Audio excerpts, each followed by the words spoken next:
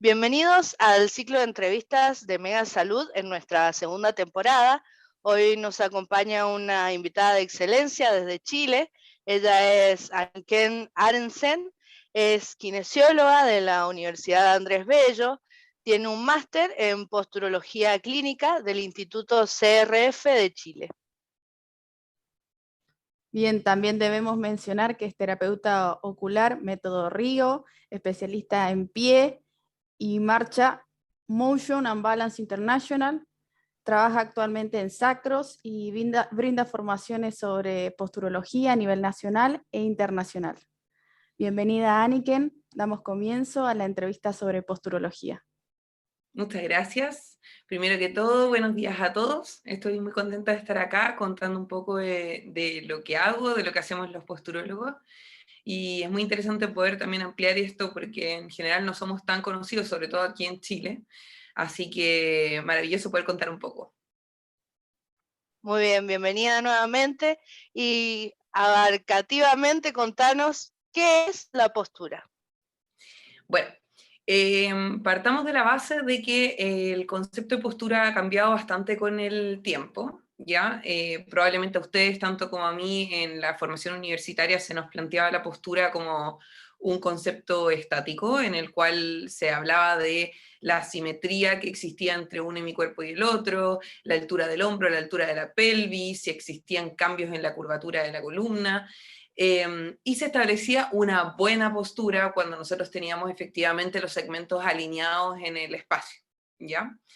Hoy la postura se plantea como un concepto más bien dinámico, es decir, que no es tan importante si mi hombro está más arriba que el otro, sino que finalmente lo que vamos a encontrar es un conjunto de informaciones que se reciben desde los diferentes captores posturales, tanto del ojo como del pie. Bueno, ya vamos a entrar un poco más en ese concepto, pero esto entra todo como información a un computador central en el cual nos entrega como una resultante una postura. Una postura que tiene la función de ser lo más eficiente energéticamente y lo más dinámica posible al momento de realizar las diferentes cosas que realizamos durante el día.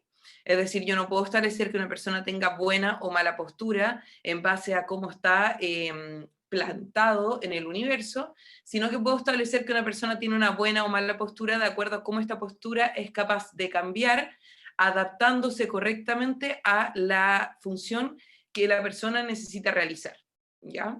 Entonces, por supuesto que vamos a tener posturas distintas si tengo que realizar un gesto deportivo versus si estoy solamente de pie, o si estoy sentado, o si estoy leyendo en un computador, etc. O sea, finalmente la postura va a ser, como les digo, este conjunto de informaciones que estarán interpretadas por el sistema nervioso central y que nos va a dar la posibilidad de realizar cada una de las acciones que queramos hacer en nuestra vida. Bien, recién mencionaste a qué nos referimos cuando hablamos de postura. Ahora me gustaría que nos contaras a qué nos referimos cuando hablamos de posturología. ¿Vale? La posturología, como dice su nombre, es una ciencia que indaga y estudia en profundidad lo que es la postura del paciente, ¿ya? A veces está un poco mal entendido, al menos creo que la mayoría de los colegas lo entendemos como lo entiendo yo. Está mal entendido que el posturólogo se encarga de que estemos como más derechos o más simétricos, y en realidad eso es una escuela un poco antigua de la posturología, que efectivamente buscaba esta postura más estática que les hablaba, pero los posturólogos actualmente trabajamos campos mucho más amplios, en los cuales finalmente partimos indagando desde el sistema nervioso central, donde analizamos que finalmente nuestro computador sea capaz de interpretar la información que le llega del sistema, y además indagamos en cada uno de los sistemas que están involucrados en entregar la información a este sistema. Es decir, que vamos a indagar en cómo está la función ocular para recibir la información que tenemos del medio, que finalmente es prácticamente toda la información que recibimos la recibimos desde los ojos. Vamos a indagar cuál es la información que recibimos desde la planta del pie. Vamos a indagar también la información que se entrega a través de la articulación temporomandibular y nuestra mordida. Vamos a indagar también cómo está funcionando nuestro sistema visceral y cómo este sistema visceral está involucrado en la tensión de los diferentes sistemas que puedan estar afectando una postura. Por supuesto que nunca vamos a dejar de lado el sistema musculoesquelético, con trabajos con rango de movimiento, con elongaciones y todo lo que pueda estar involucrado, entendiendo que no vamos a mejorar una postura porque elonguemos el pectoral, por ejemplo, pero sí, si un paciente lleva 30 años con una postura en retracción, sí vamos a tener que trabajar el sistema musculoesquelético para adaptar al nuevo sistema tónico-postural que va a tener el paciente posterior a la terapia. Entonces nosotros como posturólogos finalmente vamos a indagar en todo esto y agarrando cada uno de estos factores vamos a lograr mejorar la eficiencia del paciente en su postura, que gaste menos energía en la realización de sus actividades, pero yendo a cosas mucho más específicas como su capacidad de lectoescritura. En el caso de pacientes, por ejemplo, con alteraciones sensoriales, vamos a lograr trabajar y modular su sistema nervioso central para que adapte de mejor forma. Vamos a poder trabajar con pacientes con déficit atencional, vamos a poder trabajar con pacientes con escoliosis, o sea, finalmente no es solamente el paciente con mala postura el que nos va a ver, sino que es un campo de pacientes bastante más amplio. Bien, y con respecto a los reflejos primitivos, ¿qué tienen que ver con la postura? Contanos un poco sobre ese tema. ¿Vale? Los reflejos primitivos tienen su función principal en regular el sistema nervioso central, es decir, en que este computador central que les estaba hablando sea capaz de interpretar correctamente los estímulos que le llegan desde el exterior y desde el interior para poder dar una postura final. Entonces, los reflejos primitivos, a grandes rasgos explicando, son estos reflejos que tienen los bebés que reciben a nivel intrauterino y que les permiten la supervivencia durante los 2 primeros años de vida, ¿ya? Es decir, por ejemplo, cuando nosotros le ponemos un dedito en la palma de la mano a un bebé y hace esto, estamos hablando de un reflejo primitivo, ¿ya? Estos reflejos, como les decía, son para la supervivencia del recién nacido o neonato, pero con el pasar del tiempo y logrando ciertos hitos psicomotores como el gateo, como la sedestación independiente, como la movilidad de los brazos, el trabajo entre los dos hemicuerpos, estos reflejos van integrándose y dando paso a que nosotros adquiramos los reflejos tónico-posturales maduros, que son reflejos que vamos a mantener durante toda la vida, ¿ya? ¿Qué pasa cuando esto no pasa? ¿Ya? Que muchas veces pasa por diferentes factores que los pacientes no integran estos reflejos primitivos en esta primera infancia y los mantienen activos en el tiempo. Esto genera que nosotros tengamos un tono postural que es tendente a la deficiencia, ¿ya? Es decir, que es un tono postural más bien débil, donde el paciente va a tener que buscar mucha compensación, más que poder adaptar, el paciente va a tener que compensar para poder lograr ganar nuevos hitos. Lo que implica que finalmente el paciente, para poder lograr tener una correcta postura al estar sentado, va a gastar mucha más energía que un paciente que tenga estos reflejos integrados y su sistema tónico postural maduro. Entonces, voy a tener un paciente que para poder lograr, por ejemplo, sentarse en una sala de clases, no va a poder mantener una postura erguida como una esperería, sino que va a tender a desarmarse en la silla, por ejemplo. Entonces, este paciente va a tener probablemente una retroalimentación de parte del profesor o profesora que le va a decir siéntate derecho, y al momento de sentarse derecho con sus piecitos, va a tender a afirmarse por debajo de la silla, y en eso de afirmarse por debajo de la silla, va a hacer que finalmente esté gastando mucha energía en eso y por lo tanto pierda su capacidad tensional al segundo o tercer ciclo del día. Vamos a tener otros reflejos posturales, otros reflejos primitivos que al mantenerse activos van a generar que el paciente, por ejemplo, tenga una forma de marcha alterada, donde vamos a tener falsos pie planos por reflejos de evitación al suelo, donde vamos a tener pacientes que caminen en punta de pie constantemente o en cada situación que le genere estrés va a generar una punta de pie al momento de caminar. Esto, por supuesto, también va a ir en desmedro de la postura final, va a generar acortamientos de la cadena posterior y eventualmente incluso cambios estructurales en su cuerpo completo por el hecho de mantener posturas alteradas para poder compensar lo que no logra su sistema nervioso central de base. Entonces, cuando trabajamos sobre los reflejos primitivos, estamos finalmente mielinizando vías que no estaban mielinizadas de base y permitiendo quitar esta barrera del sistema nervioso central para que el paciente adquiera nuevas habilidades, mejore sus capacidades cognitivas y al mismo tiempo su postura como resultante mejore, ¿vale? Mejore desde el punto de vista estético, digámoslo así, pero si lo vemos así como en un todo, el paciente tiende a mejorar sus curvas, tiende a mejorar su capacidad de estar de pie, tiende a mejorar su capacidad de estar sentado, etc. ¿Se entendió? Sí, se entiende perfecto. Me gustaría saber a qué nos referimos cuando hablamos de captores posturales y cómo se evalúan. Vale. Los captores posturales son... Hay distintas escuelas, ¿ya? Pero si nos vamos como al macro de la posturología, tenemos el captor ocular, los ojos, tenemos el captor podal, que son los pies, tenemos además el captor, pseudocaptor de la ATM, ahora voy a explicar por qué es un pseudocaptor, ¿ya? Tenemos además, por supuesto, el oído interno, que nos va a dar también cierta información, es decir, nuestro vestíbulo, y en conjunto todo esto sumado a mi capacidad de percepción desde mi piel y como mi interocepción desde mis vísceras entregan información, vamos a tener la resultante de la postura. Y ahí, cuando todo esto se integra en el sistema nervioso central, vamos a tener la saliente, que es el sistema tónico postural, que ya son los músculos antigravitatorios, que es lo que tradicionalmente se trabajaba cuando hablábamos de trabajo postural, ¿ya? Entonces, ¿cómo vamos a evaluar estos captores? Bueno, cada captor tiene, por supuesto, evaluaciones específicas, ¿ya? A nivel de los ojos, vamos a evaluar a grandes rasgos la capacidad de binocularidad, es decir, que ambos ojos sean capaces de trabajar en equipo y entregar una información que finalmente forma una imagen como tal. Si yo tengo un paciente que no es capaz de hacer una buena convergencia ocular, es decir, de juntar bien los ojos, de que cuando se separen en armonía, o que si yo cierro, tapo un ojo en el fondo, trabaje con este y este otro reciba la información, voy a generar que finalmente el paciente completo tenga una alteración en su concepto final del universo.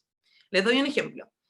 Un paciente con un estrabismo funcional, por ejemplo, o con un estrabismo incluso fijo, si yo lo subo a una plataforma de baropodometría donde yo evalúe las presiones, el paciente con los ojos abiertos va a tener una tendencia a cargar su peso hacia uno de los ojos, ¿ya?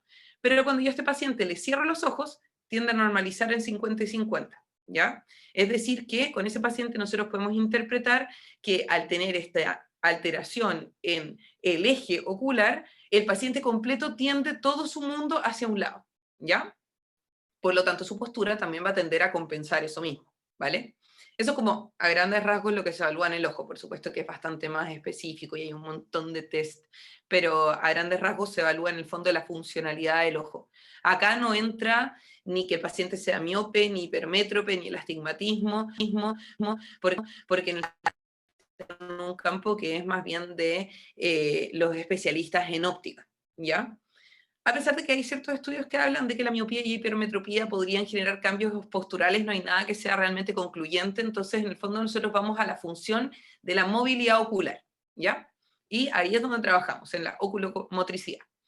Luego, si nos vamos a los pies, vamos a analizar, primero que todo, lo primero que se evalúa, reflejos primitivos, ¿ya? Si yo tengo reflejos plantares activos, no gano nada con hacer un análisis de pisada, o con poner una plantilla, o con hacer cambios directamente de las presiones, porque finalmente el paciente tiene un parásito a nivel plantar, que es lo primero que tenemos que trabajar, que son estos reflejos, ¿ya? Si yo tengo un reflejo plantar activo, el paciente genera reflejos de evitación, por lo tanto cambia sus patrones de marcha, tiende a caerse el arco en algunos pacientes o a cargar muy anterior, dependiendo de este tipo de parásito. Una vez que yo limpio este parásito, voy a evaluar, por ejemplo, las eventuales espinas irritativas que tenga el paciente. Si yo al paciente lo paro en una plataforma baropodométrica y tengo un paciente que tiene prácticamente todo el peso en la zona del talón, bueno, la biomecánica clásica en una plantilla dice, bueno, si yo cargo todo el peso atrás, le pongo un realce y lo tiro para adelante. Pero ¿qué es lo que pasa? Que a veces el paciente en la zona anterior del metatarso tiene zonas que se llaman espinas irritativas anteriores. Estas espinas irritativas anteriores pueden generar zonas de sensibilidad que no necesariamente son dolorosas y que hacen que el pie naturalmente tire el peso hacia atrás. Entonces, primero, antes de intervenir con una plantilla, yo tengo que ver cuál es el huevo, cuál es la gallina, y en base a eso hacer las correcciones, por ejemplo, en un examen estático para poder lograr equilibrar este sistema, ¿ya? Eso como evaluación, obviamente como tratamiento no solamente es la plantilla, también el tratamiento manual, hay otras cosas que se realizan, ¿ya?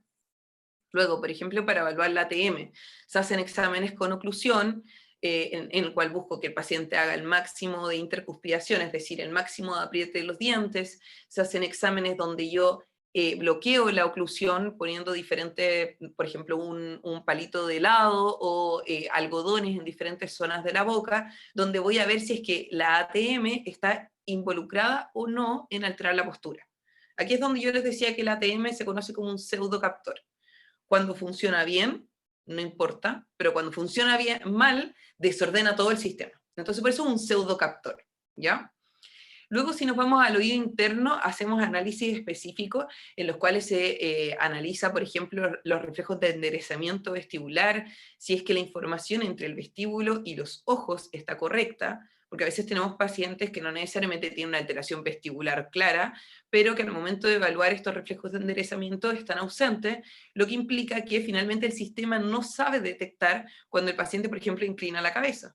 Por lo tanto, no hace la adaptación correcta de la movilidad ocular para esta inclinación, no hace la coactivación muscular para esta inclinación, y por lo tanto lo que genera es que este pequeño daño o alteración vestibular haga un gran cambio a nivel postural, que finalmente trabajando con pequeños detalles en superficies inestables, jugando con diferente movilidad ocular, haciendo que el paciente rote la cabeza y mantenga el equilibrio, se trabajan y hacen que el paciente logre esta adaptación al movimiento.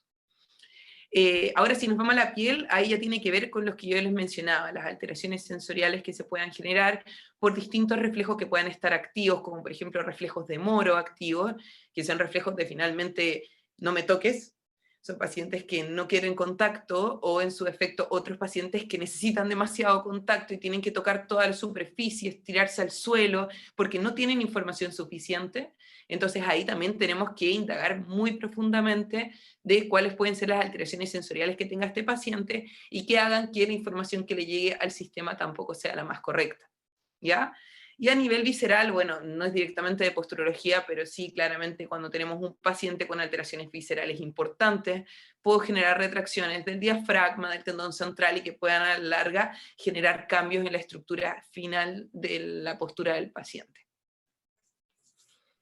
La verdad que súper claro lo que nos estás contando sobre los captores posturales y cómo se evalúan.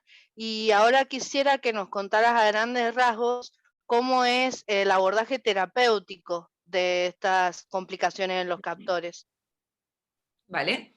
Bueno, lo primero en el abordaje terapéutico de la posturología es fundamental una evaluación súper profunda. De hecho, en mi caso, la primera sesión con el paciente yo solo evalúo, porque en realidad es muy profundo lo que hay que evaluar.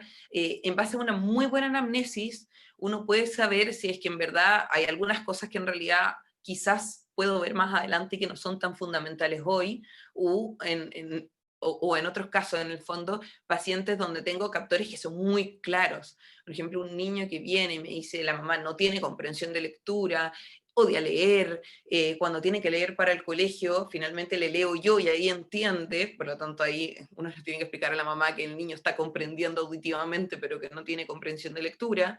O por ejemplo, tenemos otros pacientes que llegan caminando puntita, entonces como que siempre hay algún sistema que jerárquicamente va a ser más importante que otro, ¿vale?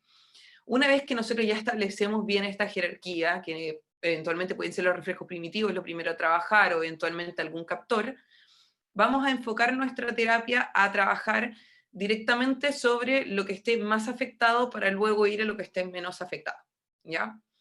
Cuando yo tengo un paciente que tiene todos los reflejos primitivos activos, yo al paciente y a su familia les doy indicaciones de ejercicios diarios, ¿ya? Ellos tienen que hacer ejercicios en los cuales nosotros trabajemos los reflejos primitivos. Estos reflejos son como un elástico, ¿ya?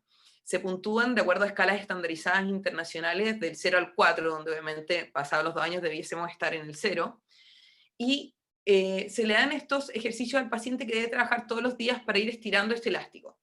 Y una vez que nosotros logramos romper este elástico, el elástico no vuelve atrás. Pero si el paciente no logra una regularidad en el tratamiento, el elástico va y vuelve, y por lo tanto no logramos tener el resultado final. Entonces, la primera línea de tratamiento es un compromiso full de la familia, ¿ya? Sí, de la familia o de la persona, porque no trabajo solo con niños, hay veces que son adultos, que son los más difíciles. Pero en el fondo con los adultos nosotros buscamos que tengan el mayor compromiso también en poder realizar esta terapia en el día a día. Luego, en consulta, se trabajan con ciertas técnicas craneales que pueden favorecer la integración de los reflejos, y también se trabaja directamente estructural. Cuando tengo un captor ocular, se trabajan técnicas de terapia manual directamente sobre el cráneo y lo que está involucrado en la inserción y origen muscular del ojo. Se trabajan ciertas técnicas de drenaje cuando existen alteraciones de drenaje desde el ojo. Se trabajan también técnicas de movilización craneal donde vamos a permitir la liberación, por ejemplo, del nervio del trigémino, donde vamos a trabajar técnicas sobre el ganglio de Gasser directamente para que el trigémino tenga su mejor actividad, y se van a hacer además ejercicios de reeducación motriz ocular. Es decir, que se van a hacer ejercicios de motilidad ocular, donde se va a trabajar con colores, se va a trabajar con movimientos del cuerpo involucrados a la vista, y eso directamente como del ojo a grandes rasgos. En el caso del pie, lo primero que tenemos que hacer, como les decía antes, lo de los reflejos plantares, pero después se trabajan con técnicas manuales cuando tengo pies rígidos, por ejemplo, donde vamos a tener que hacer movilización articular de lo que esté involucrado, vamos a tener que hacer técnicas de manejo de tejido blando, cuando tengo pies muy rígidos, donde tengo fascias plantares que están muy duras, se va a trabajar sobre el tejido blando del pie, pero también se va a trabajar sobre toda la cadena posterior y anterior que esté involucrada del miembro inferior, con elongaciones, con movilización articular, con ejercicios específicos de rango de movimiento de tobillo. Cuando hay mucha rigidez hay que trabajar el movimiento del tobillo. Se va a trabajar estabilización general lumbopélvica, y eso vamos a trabajar como a nivel podal. Y por supuesto, cuando es necesario se trabaja con plantillas, ya sean biomecánicas, posturológicas o plantillas mixtas, que ahí va a depender del caso del paciente lo que sea necesario trabajar. Pero esa es la parte pasiva del tratamiento, y obviamente tenemos la otra parte que es activa. Luego, cuando tenemos que trabajar, por ejemplo, a nivel de articulación temporomandibular, en general el trabajo tiene que ver con buscar cuando existe, por ejemplo, bruxismo y alteraciones del sistema nervioso autónomo, donde el paciente tenga sistemas de estrés que estén disparados. Nosotros acá trabajamos en general como equipo en esa área, donde Joaquín, que es el osteópata del centro, es especialista en sistema nervioso autónomo, entonces hay algunas estrategias que las doy yo, pero cuando el paciente está muy disparado, en general trabajamos en conjunto donde él pueda regular desde la osteopatía, el sistema inmune y el sistema nervioso autónomo de esa área, y además se trabaja el área de tejido blando directamente del ATM, donde se trabaja toda la musculatura, se hacen ciertos ejercicios, se suelta, y por supuesto se trabaja también las emergencias nerviosas del trigémino para esto. A nivel general de la postura, también nosotros trabajamos, por supuesto, con ejercicios de estabilización, de elongación que les comentaba anteriormente. Si es que es necesario al paciente se le mandan ejercicios de estabilización también para la casa, pero en general se trata de que se reeduque la postura directamente acá en la consulta y que para la casa se mande el mínimo posible, cosa que el paciente se comprometa y pueda hacerlo realmente y no superemos más de 5 o 10 minutos diarios en la casa de trabajo.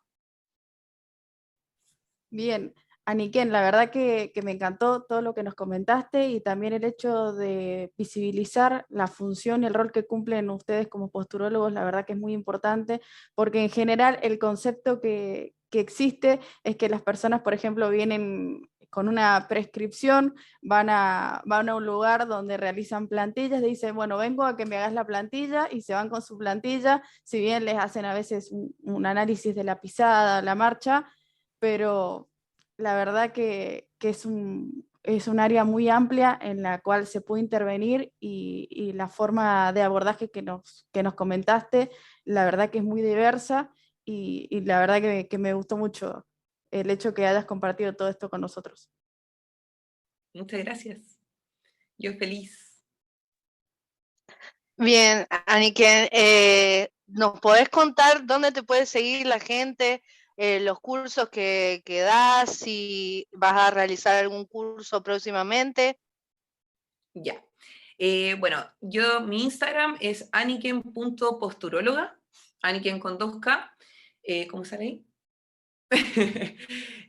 Bueno, yo en general realizo 3 cursos, ¿ya? Uno es de reflejos primitivos directamente, el otro es de captores posturales, donde se trabaja un poquito de reflejos primitivos, pero se enfoca más directamente en captores posturales.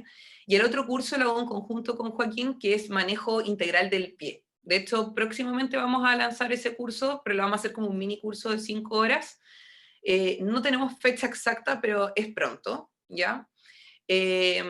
Para mis cursos de reflejos todavía no tengo fecha, pero sí tengo interés que durante el 2022 salga al menos el curso de reflejos primitivos nuevamente, en su versión como 2.0.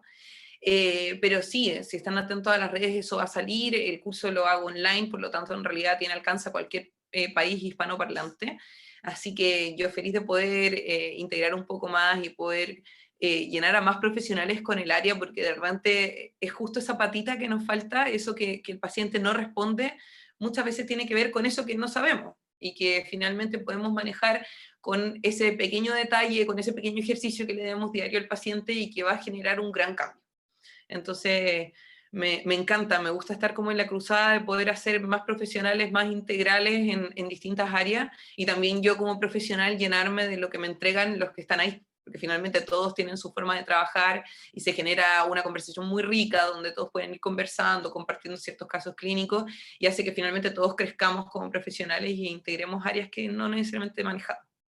Entonces, ese es como el enfoque de los cursos más que todo. Muy bien, la verdad que un placer haberte tenido con nosotras. Ya saben, síganla para enterarse del curso que próximamente va a estar realizando. Muchísimas gracias nuevamente y siempre recuerden, Mega, cuida tu salud.